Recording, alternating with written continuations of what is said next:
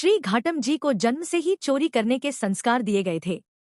चोरी करना, डाका डालना और लूटपाट करना घाटम जी का पारिवारिक पेशा था। एक बार घाटम जी किसी वन में किसी को लूटने की तलाश में घूम रहे थे। उन्होंने देखा कि किसी वृक्ष के नीचे अश्रु प्रवाहित करते हुए कोई संत बैठे हुए हैं। वह संत भगवान के ध्यान में मग्न थे। संतों के दर्शन से तत्काल पाप नष्ट हो जाते हैं। तीर्थों का लाभ तो बहुत समय बाद मिलता है, लेकिन संतों के दर्शन का लाभ उसी क्षण मिल जाता है। घाटम जी उनके पास गए तो उनके हृदय में बहुत आनंद उमड़ा। उनका मन हुआ कि वह उन्हें झुककर प्रणाम करें, और उन्होंने सिर झुकाकर उन्हें प्रणाम किया। उन्होंने अपने जीवन में पहली बार किसी को प्रणाम किया। उन संत ने देखा कि कोई उन्हें प्रणाम कर रहा है। संत को बड़ा आनंद हुआ कि इस जीव पर प्रभु की कृपा हुई है। घाटम जी ने सोचा कि ऐसा कौन सा सुख है जिससे बिना किसी भोग सामग्री और व्यवस्था के भी इनके अश्रु प्रवाहित हो रहे हैं।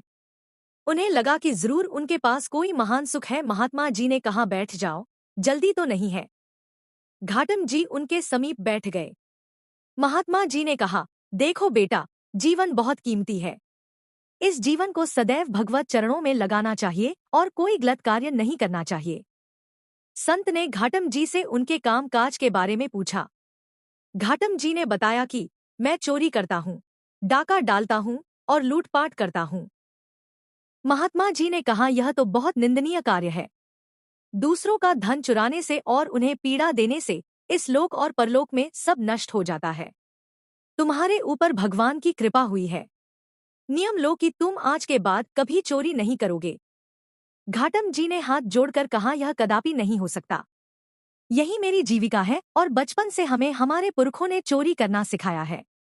मेरे पूज्यजनों ने मुझे नियम दिया है कि मैं कभी यह चोरी का धंधा ना छोड़ूं। आप में मुझे विशेष श्रद्धा हो रही है। मेरे हृदय का खिंचाव आपकी तरफ हो रहा है। आप इसके सिवा और जो चाहे उपदेश दे दीजिए। यदि मैं आपको वचन दे दूंगा तो आजीवन वही करूंगा जो आप कहेंगे। उन संत ने कहा कि अगर तुम चोरी करना नहीं छोड़ सकते तो मेरी यह 4 बातें मान लो। पहली बात, सदैव सत्य बोलना। दूसरी बात, साधु सेवा में रुचि रखना। जब भी कोई संत दिखाई दे तो उन्हें प्रणाम करना और उनसे आदर और नम्रता से बात करना। कभी तुम्हारे घर संत आ जाए तो उन्हें भूखा मत जाने देना। उनको जल पिलाना, भोजन खिलाना और उनकी सेवा करना। तीसरी बात, आज के बाद बिना प्रभु को अर्पण किए हुए ना जल पीना और ना ही अन्न खाना। और चौथी बात, कहीं भी अगर भगवान की आरती हो रही हो तो बिना दर्शन किए वहां से मत जाना।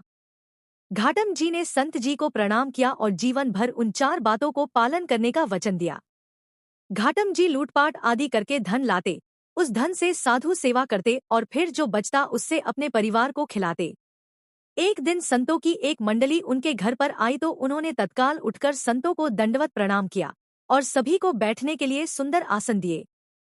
उन्होंने देखा कि घर में कुछ खाने के लिए नहीं है तो उन्होंने बाजार जाकर दुकानदारों से उधार मांगने की चेष्टा की, लेकिन दुकानदारों ने उन्हें मना कर दिया। उस समय गेहूं की फसल की कटाई चल रही थी।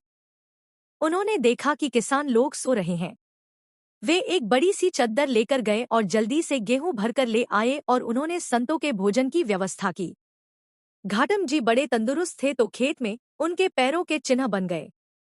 साधु जनों को खिलाते समय वे सोच रहे थे कि अब तो वो पक्का फंसेंगे ही, क्योंकि जब किसान जागेंगे और पैरों के चिन्ह देखेंगे तो उन्हें समझ में आ जाएगा कि ये घाटम जी के पैर के निशान हैं। जैसे जैसे संतजन वो प्रसाद खा रहे थे वैसे ही बड़ी धूल भरी आंधी चली और वर्षा हो गई। उनके पैरों के चिन्ह मिट गए।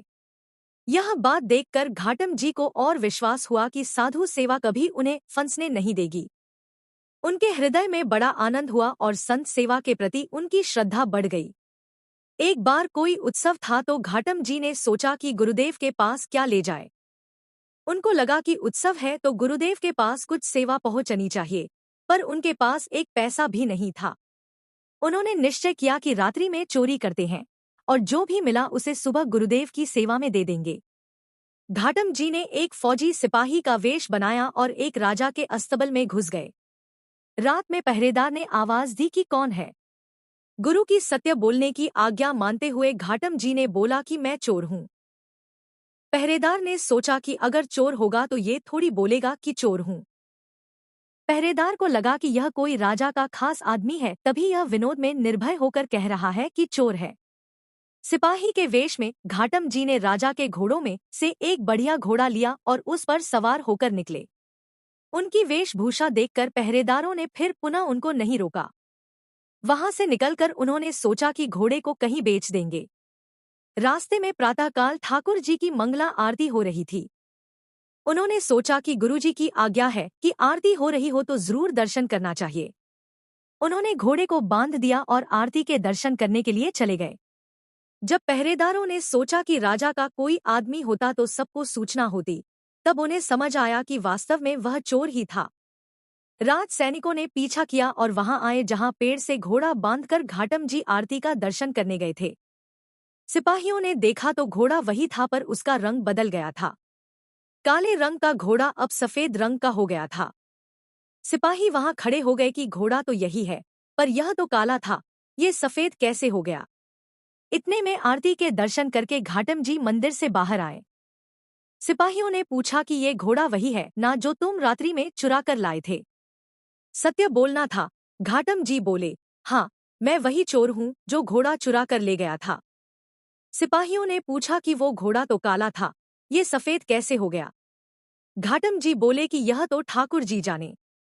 मेरे गुरुजी ने कहा था कि आरती हो रही हो तो प्रभु के दर्शन करना, तो मैं दर्शन करने गया था। इतने में घोड़ा सफेद हो गया। ये मेरे गुरुजी का ही कोई चमत्कार होगा। यह बात सुनकर सभी सिपाही आश्चर्यचकित हो गए। सिपाहियों ने घाटम जी और घोड़े को साथ लिया और राजा के पास जाकर सारी बात बताई।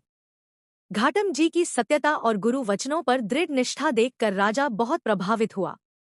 राजा ने कहा कि तुम चोर हो पर सत्य बोलते हो और संत आज्ञा का पालन करते हो, इसलिए घोड़े का रंग बदल गया। राजा ने कहा कि जो प्रभु अपने जन के लिए ऐसा कर सकते हैं, उनकी निश्चित ही हमारे ऊपर कृपा होनी चाहिए, और कृपा तभी होगी जब हम आपका सम्मान करेंगे। राजा ने बहुत सारी संपत्ति घाटम जी के नाम कर दी। संपत्ति लेकर घाटम जी गुरु चरणों के दर्शन करने के लिए गए। घाटम जी की अपने गुरु पर श्रद्धा और बढ़ गई कि मुझ जैसे चोरी करने वाले को जहां राजा से दंड मिलना चाहिए था, वहां सम्मान मिला। वे गए और गुरु जी को भेंट समर्पित की, उत्सव में सम्मिलित हुए। उन्होंने निश्चय करके गुरुदेव से कहा कि गुरुजी, आपने जो पहली बार मुझे चोरी करने से मना किया था, आज से मैं नियम लेता हूँ कि अब जीवन में कभी चोरी नहीं करूंगा।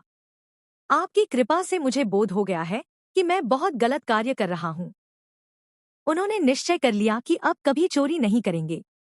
घाटम जी को अब सत्संग सुनते हुए और साधु सेवा करते हुए काफी दिन हो गए थे।